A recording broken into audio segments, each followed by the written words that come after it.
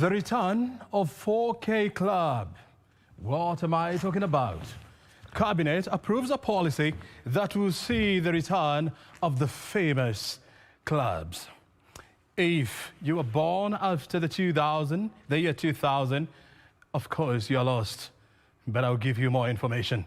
Plus tonight, a major political realignment is in the offing as 7 major political heavyweights come together in a major show of unity. What is cooking in the political kitchen? Good evening. This is Business Insight. You definitely know that we are live from Broadcasting House. My name is O'Brien Kimani. I'll also be telling you about the big ride to Kisumu. Oh yeah, it's coming on the 31st of March. That is next month. Who will be on board the train to Kisumu? I still have the details. You're watching us live from Broadcasting House.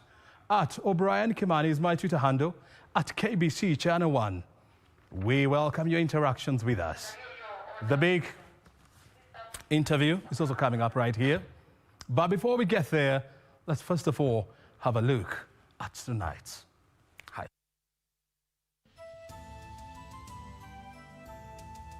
We urge all Kenyans to build on our renewed unity and greater political consensus for the enduring benefit of the nation we all hold dear. BBI represents a once-in-a-generation break from the past to resolve many long-standing national challenges that hold us back from realizing a united and prosperous Kenya for all. 7 key party leaders urged Kenyans to put aside partisan divisions and embrace the BBI bill for a better Kenya. The BBI journey. National Assembly and Senate to begin debate on the Constitution Amendment Bill concurrently as non-county votes to reject the bill. Guilty as charged. Current MCA David Mberia jailed for 3 years and barred from holding public office after being found guilty of receiving a 1.7 million shillings bribe.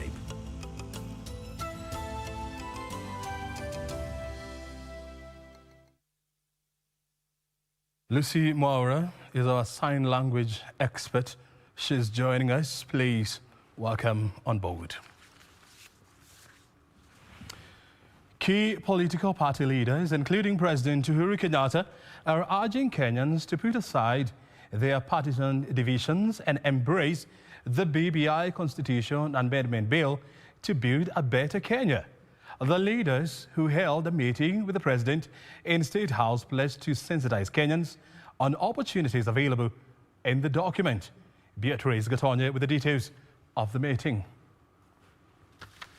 Following the endorsement of the BBI Constitution Amendment Bill by 41 county assemblies, President Uhuru Kenyatta met with 6 party leaders at State House, Nairobi. It is at this meeting that the leaders called on Kenyans to unite and support the document. County assemblies have considered the bill. Their affirming voice has thundered across the Republic in resonance with the desire of all Kenyans to further strengthen our governance by breaking the cycle of divisive elections, fostering equitable distribution of resources by enhancing the share of revenues to county governments. At the same time, the leaders resolved to be instrumental in driving civic education and enlighten Kenyans on the content of the document. As our country representatives have shown, now is a moment for all Kenyans to put aside partisan divides and come together to build a better Kenya for ourselves, our children, and for generations of Kenyans yet to be born. At the same time, they revealed plans were underway to hold a joint consultative meeting between members of parliament and county leaders on Tuesday, the 9th March 2021. So far, 41 of the 47 county assemblies have supported the bill. 2 have rejected the bill, while 4 are yet to conclude debate at the County Assembly. Beatrice Getonyenge-Tich, Channel 1 News. Still on BBI, Nandi County has become the second county assembly to reject the Constitution of Kenya Amendment Bill 2020 after 23 MCAs voted to oppose the proposed piece of legislation. Last week, Baringo County Assembly voted to negative the bill, a resolution that has since been stayed by the High Court. Parliament is, however, expected to begin debate on the bill next week after 30 county assemblies forwarded to the speakers of the two houses their respective resolutions as parte law. And as Kevin Washira reports, both the Senate and the National Assembly have resolved to consider the draft bill simultaneously. The Constitution of Kenya Amendment Bill 2020 will be published on Friday ahead of consideration by both National Assembly and the Senate. Speakers Justin Muturi and Kenneth Lusaka on Thursday confirmed to their respective houses that 30 county assemblies had forwarded certificates of approval as well as the draft bill approved as per the law. Baringo County Assembly, which rejected the bill, submitted the certificate of rejection but failed to submit a copy of the draft bill as required by the law. On Thursday, Nandi became the second county assembly to negative the bill after 23 MCAs voted to shoot it down. The effect of the defeat will, however, have little to no consequence on the progress of the bill as Parliament prepares to begin its consideration. Kwale County Assembly only submitted the certificate of approval but failed to submit a copy of the draft bill to Parliament. The two speakers of Parliament resolved to exclude Kwale, Nyamira and Baringo County Assemblies from the count for threshold. 14 other counties are yet to deliver their resolution on the bill to the National Parliament. The two speakers have resolved the two houses will consider the bill in a concurrent manner. Kevin Washira, Channel 1 News. A section of Baringo County Assembly members have faulted the decision by the High Court to bar Parliament from admitting the resolution by the Baringo County Assembly to reject the Constitution of Kenya Amendment Bill 2020. The ward representatives have, however, maintained that they don't regret shooting down the bill, which has since been submitted to Parliament for consideration.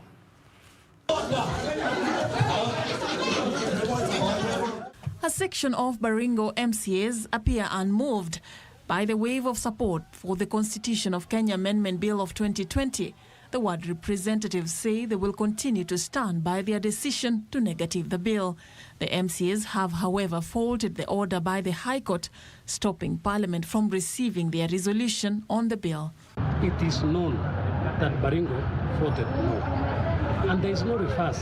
So wakati wengine wanapokimbia kotini kusema kwamba MCAs hao kufanya kazi hii na hii, pengine nataka turudishe hawa waende wasome Constitution, Article 1 of the Constitution. Others have, however, welcomed the court's directive, arguing that the tabling and consideration of the bill was not procedural. Those who are spearheading that they are against the document, they are now being spat on the face. They don't understand.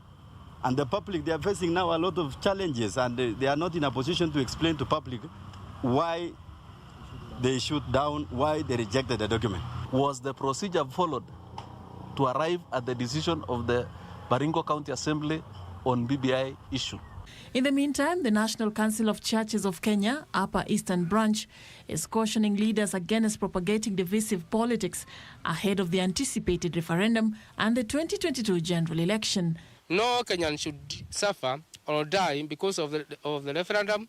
The church leaders and the members in our region will name and shame any person who incites violence during the period. Elsewhere, Maendeleo Chapter Party leader Alfred Mutua has dismissed claims that the party's candidate for Machakos senatorial by-election, Mutua Katuku, is stepping down to back UDA candidate Abanas Muthama Ngengele. Wakisema ati Mutua, nimekutana na timu ya UDA, nikasema sasa ati Katuku itishi kura, ati sasa tutaunga mkono Ngengele, wakaanza propaganda. Sasa nikashindwa, kwani hii utoto Meanwhile, a section of youth from Malindi sub-county has demanded to be included in the BBI popularization campaigns. As youth, we must be on the planning table and not on the execution process. Yes. For Channel 1 News, I'm Safin Aching Oma. Let's talk about some very interesting news coming out of the State House. And the COVID-19 vaccine is set to arrive in the country next week following the ratification of the distribution framework by Cabinet. Cabinet, in the meeting chaired by President Uhuru Kenyatta, also ordered for heightened surveillance at all international borders to stem propagation of COVID-19 disease. Priority in issuing the vaccine will be given to healthcare workers and other frontline workers, including security personnel and teachers, vulnerable persons and groups, as well as the hospitality sector workers. A technical committee was also set up to inquire about the rising water levels in Lake Baringo and Bogoria and report in 7 days. Cabinet also approved 5 treaties and conventions to attract foreign direct investment, 14 bills, regulations and statutory instruments, including the Children's Bill 2020 to address challenges arising from breakdown of families.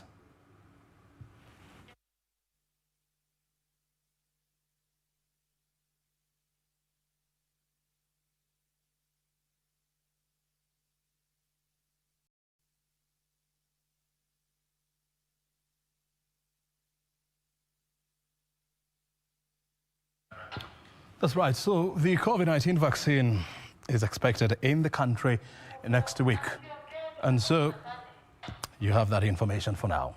Current Member of Parliament, or well, not current Member of Parliament, but current Member of County Assembly David Beria has been sentenced to 3 years in jail or pay a fine of 700,000 shillings after he was found guilty of receiving a 1.7 million shillings bribe to resolve a land dispute. The ward representative has to that effect been barred from holding public office. The Warren grafters claimed yet another leader in the name of Karen Ward Representative David Beria. The MCA has been barred from office and sentenced to 3 years after he was found guilty of a quid pro quo involving some 1.7 million shillings. Beria has been directed to pay 700,000 shillings if he intends to avoid jail term. His 2 co-accused were, however, acquitted.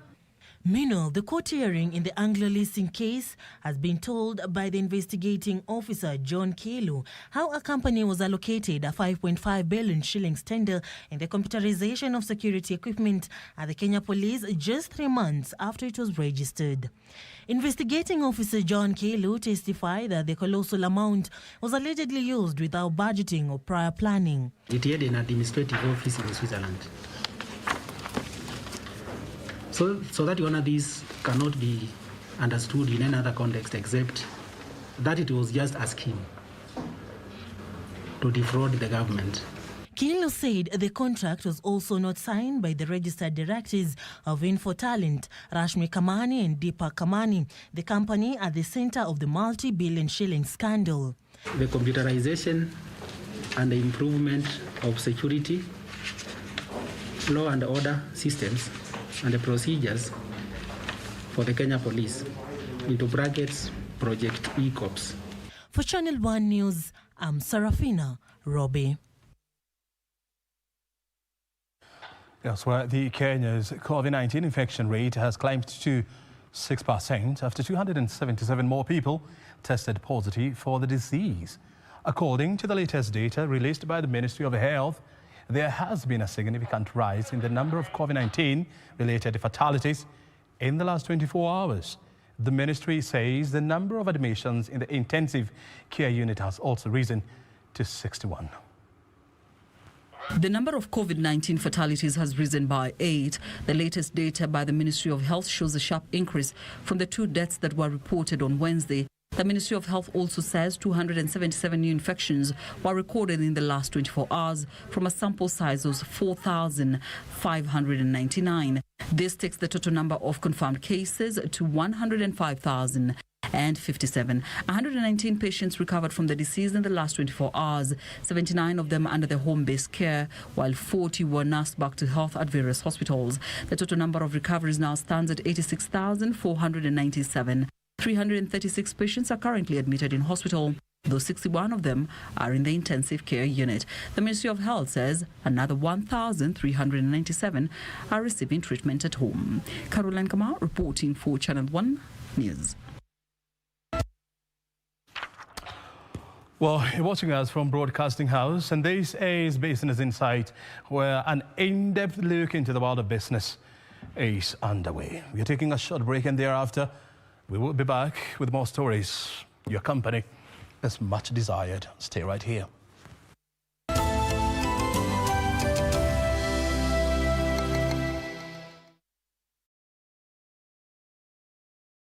Fanya hivi, wewe teremuka tu chini. Hata watu wanangojea, unasema unione. Si ninakuona ndio huyu kucha. Kucha ninakuona. Yoi. Nimekuita mara ngapi Kate? This is the Nissan Note. Hii ndio motoka. Not that this is the Nissan Note we are giving out. Na ni rahisi sana kuwekelea bid. Unaenda kwenye lipa na M-Pesa. Unaweka paybill number 4032353. Kisha unakelea account number ya Nissan Note ni Note, N-O-T-E. Namba ambayo unapenda, labda unapenda 100, labda unapenda 200. Wekelea Note 100, Note 200. Alafu tutakuitisha shilingi 40 peke yake, 40 bob only. Weka pin yako, utakuwa umekelea bid ya hii Nissan Note. Inakungoja wewe mahali popote ulipo. Mimi na mtumishi tutakupea. Next on. Kama mja amemtekelezea mwenzake madhambi na akaenda kutubia kwa Allah subhanahu wa ta'ala, anapaswa kumregeshea haki yule aliyemkosea. Ina maana alifanywa maovu lakini hakulipa yale maovu kwa maovu, lakini alilipa maovu kwa kusamea.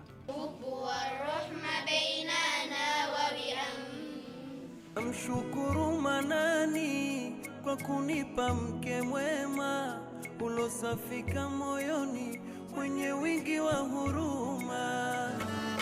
La ilaha illallah, la ilaha illallah, la ilaha illallah, Muhammadur Rasulullah. La ilaha illallah, la ilaha illallah, la ilaha illallah, Muhammadur Rasulullah.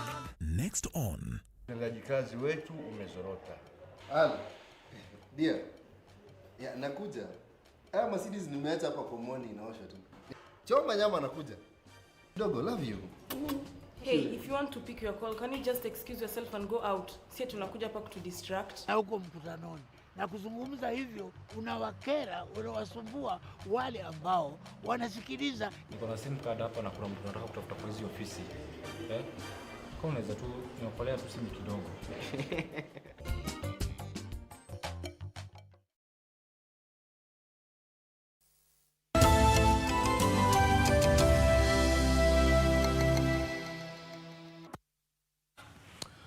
County governments could soon be protected from cash starvation occasioned by Parliament's delay to enact county allocation of revenue.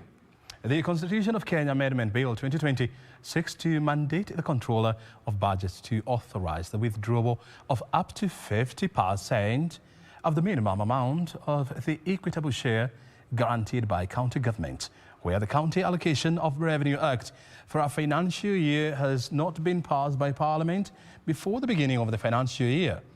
Kevin Washira with the details.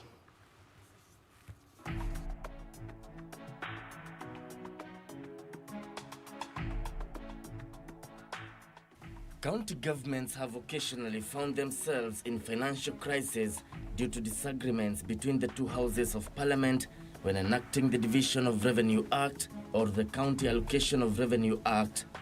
To protect the counties from such financial crisis, proponents of the BBI through the Constitution of Kenya Amendment Bill 2020 want the Controller of Budget given power to release some of the funds to the counties pending the resolution of Parliament.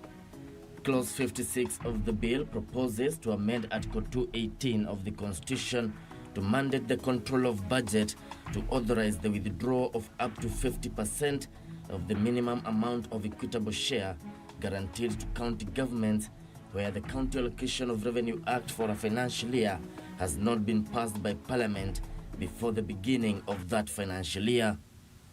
Kevin Washira, Channel 1 News.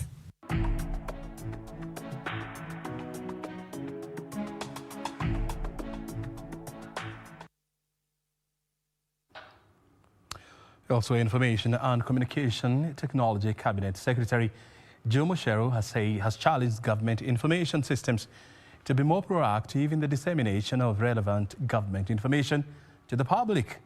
Mucheru says those charged with the responsibility of relaying government information must ensure accuracy with a view of making the information resonate with its intended audience. Mucheru was speaking during the induction ceremony of 65 newly recruited government officers who shall be deployed to the ICT ministry. The employees include 50 information officers, 10 public communication officers, 2 human resource officers, and 3 economists. It's a complicated place, but it's also an exciting place. It's a place you can make a very big difference. The beauty of technology today is that it allows you to be in a group, and you can all chat and you can all give the experiences that are there. We are here to really give them what is expected of them as they head out into the field, on the ground. There'll be our eyes and ears collecting information on what is happening to uphold the truth, because that's very important when you are a holder of information, to verify that it is the right information and to get the right information out there. Other than that, he encourages them to work as a team.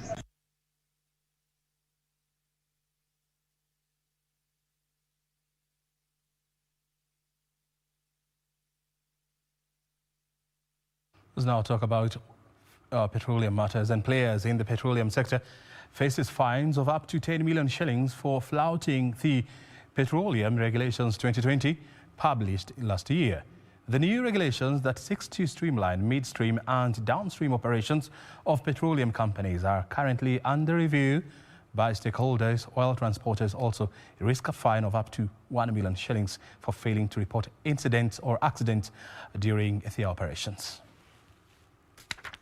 The Energy and Petroleum Regulatory Authority says the regulations are aimed at expanding the legal framework and addressing inadequacies of the existing regulations in light of emerging trends in the petroleum subsector.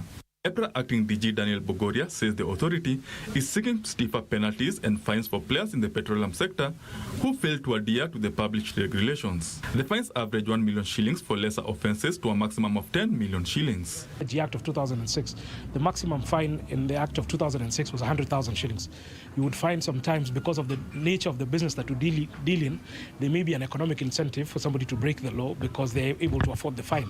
Among other regulations, oil retailers will be required to furnish EPRA with the quantity of products sold regularly in what it says will inform the amount of petroleum products to be ordered in the country. Today our mandate is to offer a level playing field to be able to balance the interests of investors and consumers. This is expected to reduce hoarding of petroleum products by unscrupulous traders who in the past have been accused of creating artificial shortages in the country to exploit consumers. Once you are found to be holding that stock for speculative reasons, you have seen the penalties that we have stipulated there. And this is to ensure that the consumer is also protected. However, mid and small petroleum retailers have decried the proposed penalties, saying they'll be pushed out of business. All what you need is actually to be caught offside by 10 million. And there you are dead. These regulations are not going to enhance business in the oil industry. In any case, when the economy has been liberalized, or our sector has been liberalized, we have bigger, middle, and smaller players, and they all must be able to operate. Benson Rioba reporting for Channel 1 Business. On our matters, transport and the cargo and passenger train to Kisumu will commence operations by the end of March this year. This is expected to breathe a new lease of life to the Western Kenya economy. ICT Principal Secretary Jerome Ochieng has said the contractor is doing final touches on the section before it's officially commissioned. Kenya Railways and Kisumu County are also racing to finish the multi-million shillings car park, as Wycliffe Okech reports. After 2 years of rehabilitation, the Nakuru-Kisumu railway line is now approaching the final stretch. The 216-kilometer Nakuru to Kisumu railway line has been undergoing extensive rehabilitation by the Kenya Defence Forces together with personnel from National Youth Service. ICT Principal Secretary Jerome Ochieng says the system is expected to revamp the economy of the region and spur regional transport. That the new railway terminus will be completed by end of April. So we are just talking about the next 2 months, and we should be having the new railway terminus. Passengers from Nairobi will board the SGR to Maimayu before hopping onto another train to Nakuru on a new line that is also under construction by China Roads and Bridges Corporation. Construction of the new link between Maimayu to Longonot is expected to cost 5 billion shillings, while the rehabilitation of the old rail tracks from Longonot to Malaba will cost 2.5 billion shillings. The funds are being sourced from internal sources. To ensure seamless connection for passengers, the Kenya Railways Corporation is also constructing a new parking lot at the Kisumu terminus. The parking area will serve as an end-to-end solution by complementing rail transport, thereby facilitating passenger movement. Shida ambayo tumekuwa tukipata hasa katika area hii ya Kisumu kulingana na mambo ya umeme. Kuna mpango wa kusambaza umeme ambayo inaitwa Olkaria Lesos Kisumu Power Transmission Line. Hii pia nayo tumehakikishia kuwa itakamilika katika kufikia mwisho wa mwezi wa 3. Reporting for Channel 1 Business from Kisumu County, I'm Wycliffe Okech. And financial institutions are calling on the government to fast-track the enactment of policy guidelines on vehicle and equipment leasing for counties. Bankers say the lack of clarity is impeding the ability of counties to tap leasing services, since financiers cannot enter into deals that do not have a legal backing. In efforts to cut expenditure, the government has been advocating a shift from purchasing vehicles and equipment to leasing. The National Treasury estimates that leasing would save taxpayers at least 1 billion shillings annually. Financial institutions are, however, sounding alarm of a lack of clarity of the leasing process for counties. Cooperative Bank Director of Corporate and Institutional Banking, Jackie Waithaka, says the National Treasury ought to streamline the policies on leasing to counties to ensure bankers are protected as they extend financing to the devolved units. When we probably are leasing a fleet of vehicles for the executives, is that part of what will be approved? Or are we saying we can do trucks and garbage collectors, trucks, and what is associated with development? Concern was also raised over lack of transparency in the procurement process that has seen financial institutions suffer losses after funding illegally acquired tenders. Would want to have that very clear clarity so that the process, if it's impaired from the onset, we come in at the end and finance equipments that probably didn't go through the right process. We end up getting caught up in between that. On the back of Laikipia County announcing on Tuesday that it plans to float a 1.4 billion shillings infrastructure bond in the local market in April, Waithaka wants the government to clarify on who will guarantee such debts by counties, as there exists an ambiguity on the national government's commitment to cover in case of a default. We saw PFM Act 2013 provides that when the county is not able to pay its debt, national government should come in and settle it. Is leasing part of what, if they are not able to pay their rentals, will they come in and support? Betty Kiptum, Channel 1 Business. Let's now take you to the north and try to demystify a few issues. For years, Turkana County had been synonymous with poverty, hunger and insecurity. However, with the advent of the new constitution, the land is slowly emerging from the doldrums to become a key tourism destination and a star player in Kenya's nascent oil exploration industry. Well, Alan Aoko takes us through the changing landscape and economic fortunes of Turkana County tonight. From the rolling hills of Nasogolo to the beautiful beaches of Elia Springs, Turkana County is simply a wonderland. The county is also at the center of Kenya's nascent billion-dollar petroleum mining industry. But until recently, this was a different Turkana. Insecurity, lawlessness and desperation stalked this land until Kenya promulgated a new constitution 11 years ago. some of the aspects like filming. If we look at Lion King, relaunched recently, we have Samburu covered in there. We have the Chalbi Desert also there. So again, remember the narrative of the origin of mankind, again, falls squarely in the northern part of Kenya. Rapid developments in the region has since attracted business in towns as far spaced into Kana. To the east of Loima Hills lies Lodwar town. Lodwar's main industries are basket weaving, fishing, oil business and tourism. We now try to foster peace between us. We now try to see if we can be able to do development in terms of trade. Basket weaving here has mostly been made possible through empowering of various women's groups. Nairobi, Eldoret, yani wale tu watu wenye wanatoka huko na kuja natuhusia ananunua hii vitu yetu. Hiyo ni kama usaidizi au watu wanatusaidia kwa sababu akikuja ananunua anapeleka. Sisi na tunapata hiyo fedha ambapo ndio anatusaidia sisi kupeleka watoto shule. Turkana County is not hesitant to showcase its fishing culture, which is not only consumed at home, but even in lands far beyond. Tucked on the western shores of Lake Turkana, Kalokol town is the administrative headquarters of Kalokol division of Turkana County. Due to the proximity of Lake Turkana, fishing is the main economic activity here in Kalokol, which even has a fishing processing facility. Hapa samaki kuna trucks huwa zinakuja. Kuna zile za 10 tons, kuna zile za trailers. Trailers sana sana zinabeba zile za kupasuliwa. Zenye zinaenda Busia ikienda mpaka Kongo. Alafu hizi zingine pia zinabeba hizi smokes zikipeleka Busia, zingine inapeleka Kitale. The county is banking on various roads projects as well as the exploration of various minerals like oil and gold to complete its takeoff. In what many would say is an unprecedented desolate landscape here in Turkana County, farmers here and fishermen alike are making a living in innovation and survival of what is behind me here, a very important economic activity of fish selling across the borders of this region. Alan Naoko for Channel 1 Business in Turkana County.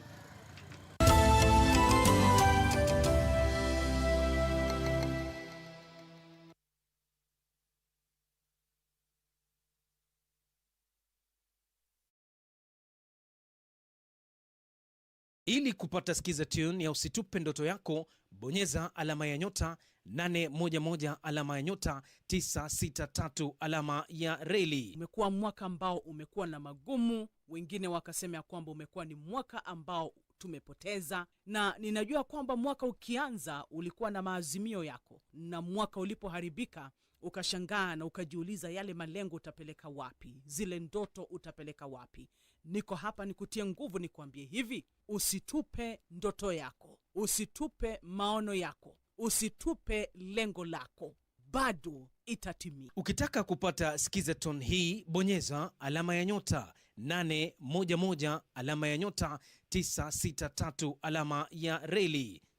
Alama ya nyota 811 alama ya nyota 963 alama ya reli. The stage is set for the next football star from Africa to emerge at the Under-20 Africa Cup of Nations. Watch all the games live on KBC Channel 1 as 12 countries battle out for the ultimate prize of becoming champions of Africa. Raw talent, raw skills, ultimate technique. From Africa's finest and capped talent, witness footballing dreams come alive at the Under-20 Africa Cup of Nations from 14th of February to 6th of March 2021. Live from Mauritania and exclusively on KBC Channel 1, your true sports partner.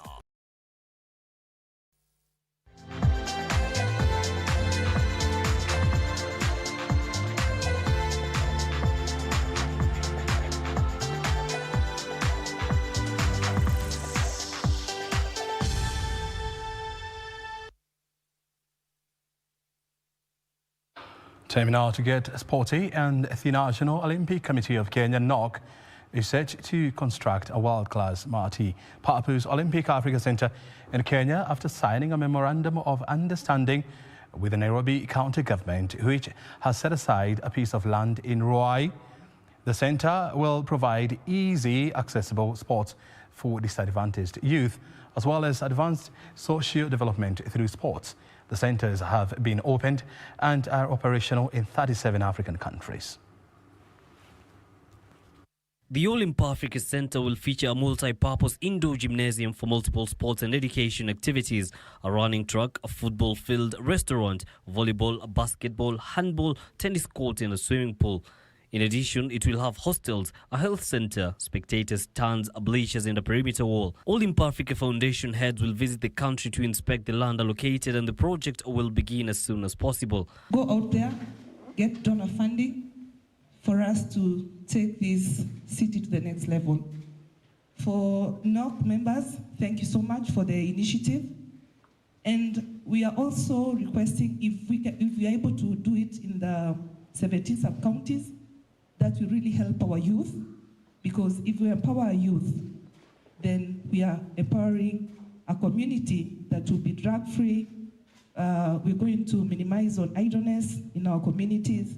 So let's tap the talent that our youth have through sports. The Kenyan Centre will be used to develop young sports talent, cultural and economic activities, as well as involve the community in economic and educational programs to improve their quality of life. What are we going to do in terms of changing the structure where we only have traditional medals? And we are saying the structure can only be changed in terms of the youth project. So these youth projects give an opportunity for us to introduce different sports to youngsters. And why is it important for youngsters? Because for people who are familiar with sports, it's at a young age where you can be able to develop technical skills. We've escaped too much as a country.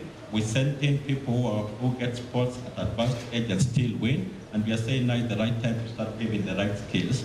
It will not just be about skills in sports. We are saying the youth center should also give people life skills. Leading sports stars have given their endorsement for the project, including Victor Wanyama, Humphrey Kayange, Jen Washu and Helen Obiri.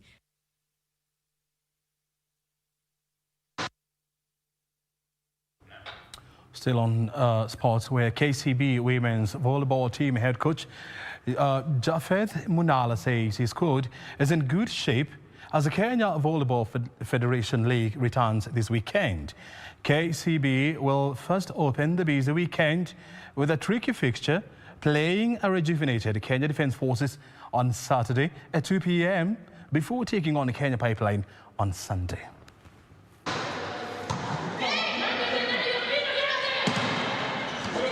The first league we lost the important match to Kenya Prisons, so we went back to the drawing board for this weekend. We're meeting another important team, a very tough team, Kenya Pipeline. So I've been training how to encounter the two fixtures on the league, 27th and 28th. So I've been preparing well, and we are optimistic that we are going to win both matches. So far, no injuries. I'm happy, but we have minor injuries that they are carrying. They're still playing the injuries, but it's minor. So we have no major injuries. And so far, I can say the team is gelling well. And coming next weekend, we are hopeful that we are going to win the two fixtures. What I can say ni timu iko ready, sababu tumekuwa tukifanya vitu zenye hatukuperform poa time ile ligi nyingine tulicheza, so tumekuwa tukicorrect. What I can say is saizi naona tuko tayari kwa hii mechi inakuja weekend.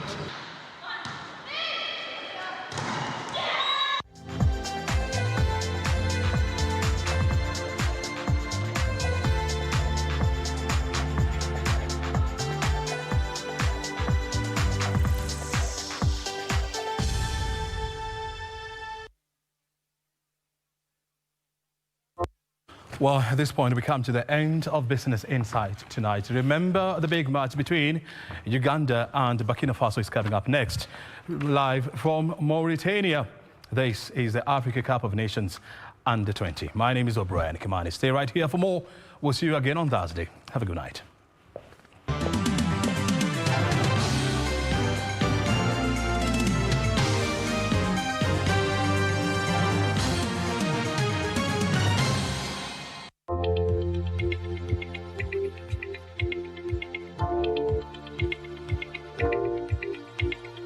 Nyeri residents expect temperatures to drop to 10 degrees Celsius tonight, making it the coldest in the country. Dry weather conditions dominate most parts of the country. However, rainfall is expected in a few areas of the Highlands West. Good evening. My name is Yusuf Farah. Time now for your Channel 1 weather updates. And tomorrow morning, we'll be waking up to sunny intervals in most parts of the country. Areas of Mandera, Garissa and Isiolo, the longest sunshine in the morning. Areas of the coastal region will have sunny intervals in the morning as well. The capital city, Nairobi, sunny intervals and the same conditions will be experienced in areas of Lodwar. In the afternoon, sunny intervals continue to dominate most parts of the country. Again, the longest sunshine in the northeastern region, which also spreads all the way to the coastal region. Areas of Kisumu and Kitale will have sunny intervals as well. However, Kisii will have showers accompanied by sunny intervals in areas of Lodwar all the way to the Lake Turkana Basin and areas bordering Kenya and South Sudan. As far as the temperatures are concerned, highs of 39 in Mandera, lows of 25, Garissa highs of 38, lows of 23, and the capital city highs of 28 and lows of 14. That brings us to the end of the local weather forecast. Until I see you tomorrow again, same time, same place, only on Channel 1. Do have yourselves a lovely night.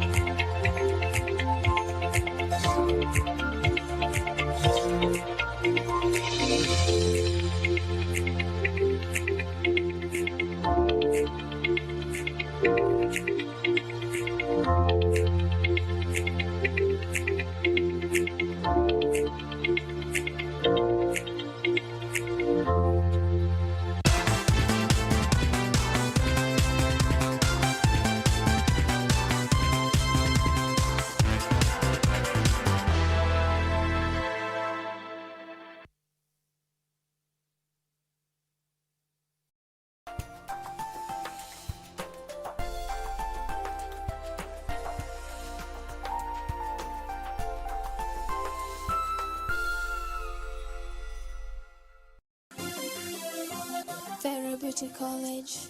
Vera Beauty and Fashion College, with branches in Nairobi, Eldoret, Thika and Meru. Did you know that we are a TVET approved institution? We offer courses in fashion design, interior design in soft furnishing, event decoration, flower arrangement, event planning, hairdressing, barbering and dreadlocks, beauty therapy, makeup, nail technology, spa massages, teaching skills, TOT, solo business management, and many more. Register now and visit our website on www.verabeautycollege.com.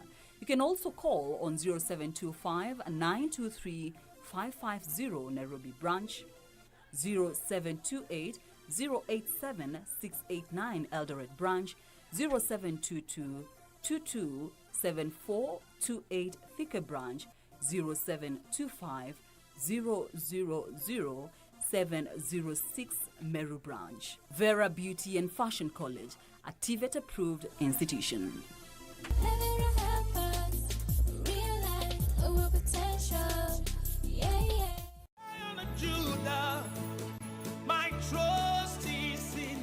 Jumapili hii kwenye runinga ya KBC, ungana naye Askofu Michael Wanderi wa kanisa la Christian Foundation Fellowship Kiambu kuanzia saa 1 hadi saa 2 asubuhi. Ningetaka nikwambie, our Jehovah God, because the Bible says he is the same yesterday, today and forevermore. He is able to take you to a place of abundance. He is able to take you to Rehoboth in the name of Jesus Christ. Kipindi ni neno la neema, ukiletewa naye Askofu Michael Wanderi wa kanisa la Christian Foundation Fellowship Kiambu.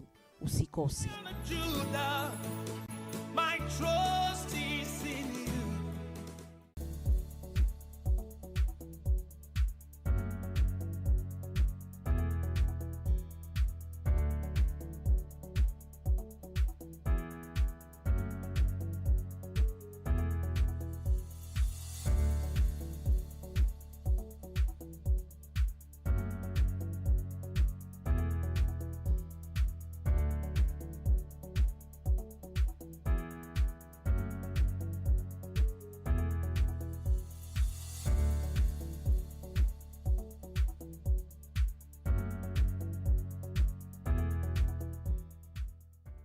on the next episode of Nataka kwenda kwenu. Ukiniacha naondoka.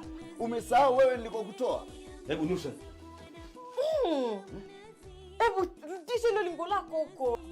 Nzuri. Rangi ya chungwa. Babu, basi kilichokuvutia kwangu ni nini? Sina mimba. Jamani, mume wangu utoke wapi? Alafu ameona redio naye vile alikuwa ameanza kutangazia kijiji kizima. Next on. Kama mja amemtekelezea mwenzake madhambi na akaenda kutubia kwa Allah subhanahu wa ta'ala, anapaswa kumregeshea haki yule aliyemkosea. Ina maana alifanywa maovu lakini hakulipa yale maovu kwa maovu, lakini alilipa maovu kwa kusamea.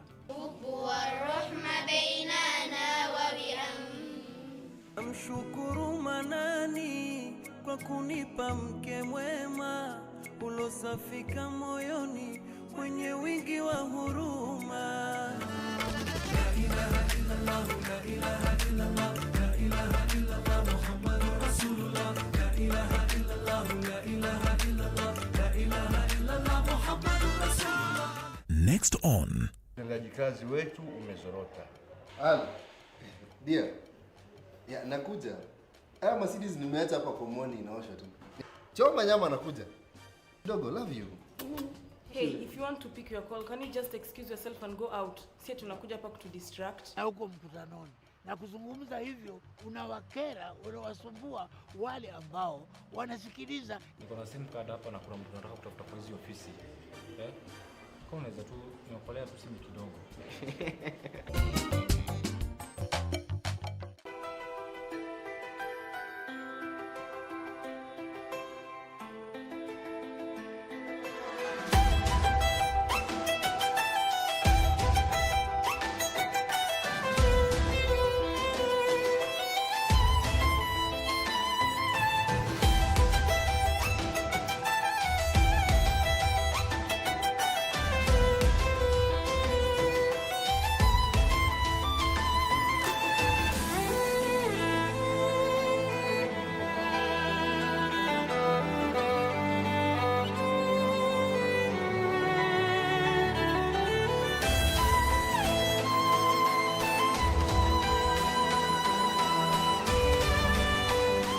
Next on. Get me Chris's phone from Tiffany. Isn't your oldest child supposed to start high school sometime soon? Don't see her. Are you serious right now? You are so lucky. It's not Joel or one of your sisters lying in hospital right now. I told you I never want to see you ever. In fact, I feel threatened. Like that. Eunice! She does everything I tell her. Na kando na hiyo kazi yenu huko, mimi niko na life yangu hapa nje. Kwa hivyo achana na mimi wewe. Next on. Beautiful day calls for a beautiful show and a beautiful audience. Say what? Lifted high, lifted high. Niwashe ama nizime. Naitwa Mombi, aka Mombi the Golden Tongue, aka Rasta Baby. Let's learn and have fun. I'm going to read you one of my favorite stories. We're going to teach you how to make Play-Doh. Majina ni Bara Kalwal, natoka Salim. Shilangu ni Kimathi. Mechi yangu ni ball na mimi goalkeeper. Kama niseme yote nitamaliza vitabu. Kama misaada mingi.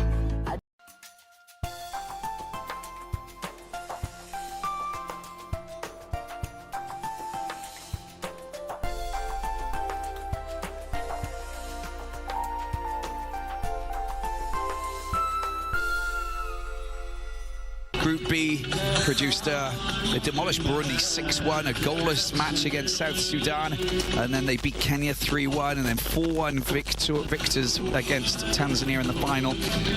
They're well prepared, they're match fit, they're physically looking good, and now they're here to take on this Burkina Faso team, which are also very strong and looking very dynamic. I've been very impressed with Burkina Faso and the way that they've actually played out this competition, looking equally as dangerous, and now they're also in a very good position as well, because they played some wonderful football, they really have, and when you actually look and see what they've actually actually achieved in terms of the matches that they played. They came into this competition, played out a goalless draw against Tunisia in their opening game, and then afterwards we saw that they ripped apart Central African Republic 3-1 before beating Namibia 1-0 in the final game, looking really, really good. But that match against Central African Republic was outrageously good, and they came up against players like Senyonjo, of course, Musa, wonderful Kayondo, the Ugandan left back. He is outrageously good. Uganda are looking good as well. I'm really looking forward to this. Burkina Faso qualifying from West B Zone, and it's their 4th appearance in this competition. And for Uganda, as I said, they are debutantes, and for them it's all about well, going as far as possible. This is already a great achievement. Now it's up to them to push a little bit further and see if they can squeeze anything else out of this maiden campaign for them. They've got quality players. Look at Musa, the Burkinabe goalkeeper, great player. He has plenty of teammates who are fully capable of producing some wonderful football. I think this is going to be a real thriller, because the last battle we saw, we didn't see any goals in normal time. It went to extra time, and then we had a 1-1 finish before penalties. Of course, 4-2 for Ghana. That's the news coming through from Mauritania, just fresh off the press.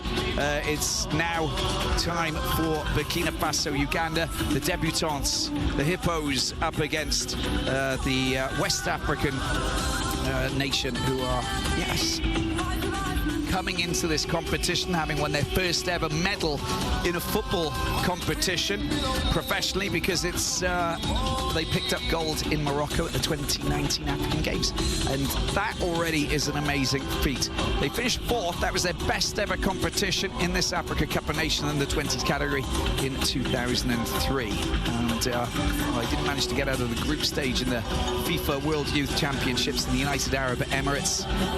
That was a bit complicated for them, but it doesn't matter. They, I think they got to the round 16. They lost to Canada, didn't they? 1-0. That was the final scenario for them. But apart from that, I think that we've got to look at this Burkina Faso team and appreciate what they're what they're achieving and what they're doing. And to be honest with you, it's been they played some great football. They've got some great players in this squad, but they might meet their match against Uganda. I'm well excited about this. Let's have a look at the Ghana scenario. This is the table that we'll see on the road to the final. Of course, Ghana go through. They'll take on Morocco or Tunisia in the other match. The winner of this match between Burkina Faso and Uganda will take on the Central African Republic or Gambia. Okay, so basically you've got Morocco, who they've played in this competition many times, a few times before. They know exactly what the crack is. Tunisia, a debutant, so Ghana will come up against either Morocco or Tunisia. We'll see about that. But on the other side, Burkina Faso are the experienced team, and that's what we can look at. Otherwise, for the other nations in this competition, still only the 4th appearance for Burkina Faso.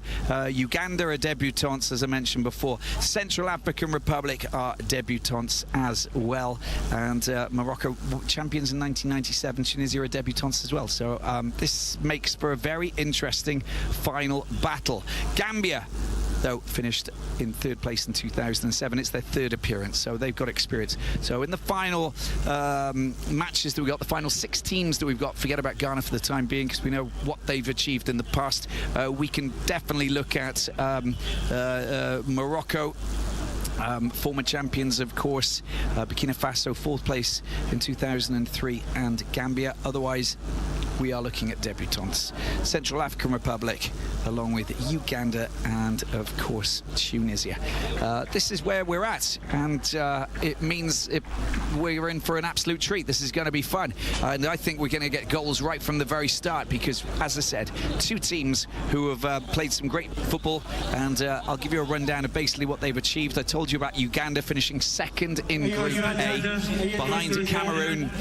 They managed to beat Mozambique in their opening clash, 2-0 with Kakuza and Sewada scoring a penalty and a late goal. 3 points in the bag straight away. They lost just 1-0 against Cameroon, and that was a good match here at this at the Stade Olympique, that was, with Sunday Junior scoring that goal.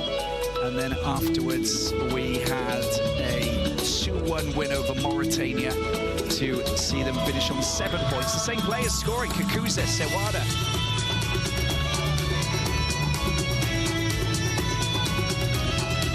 Burkina Faso, well, they provided us with some fantastic football.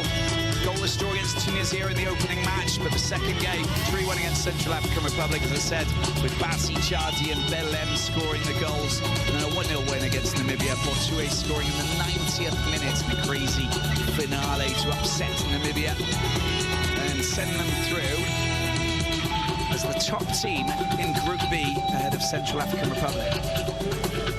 Some incredible football that we've seen, and it's just going to continue. It's going to spill into this competition.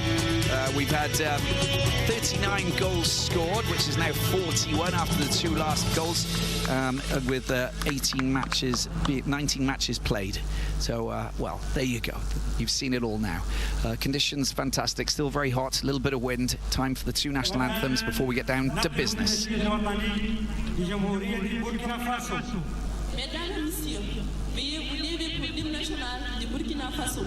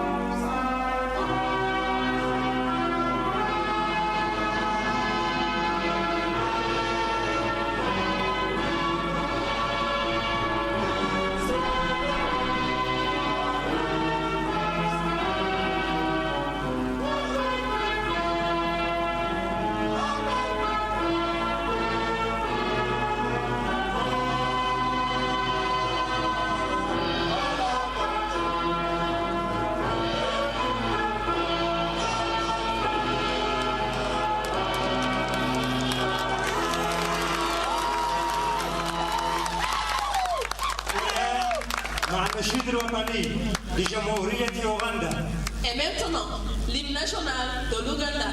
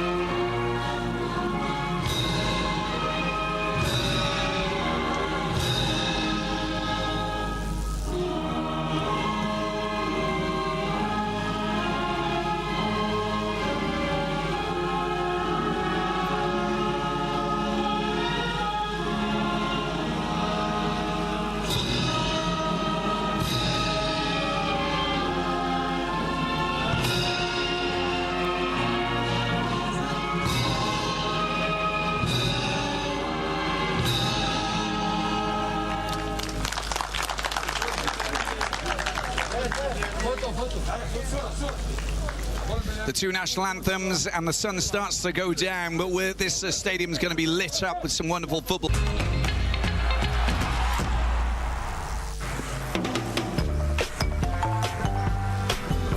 Remember all the good times that we shared. I paid that bill.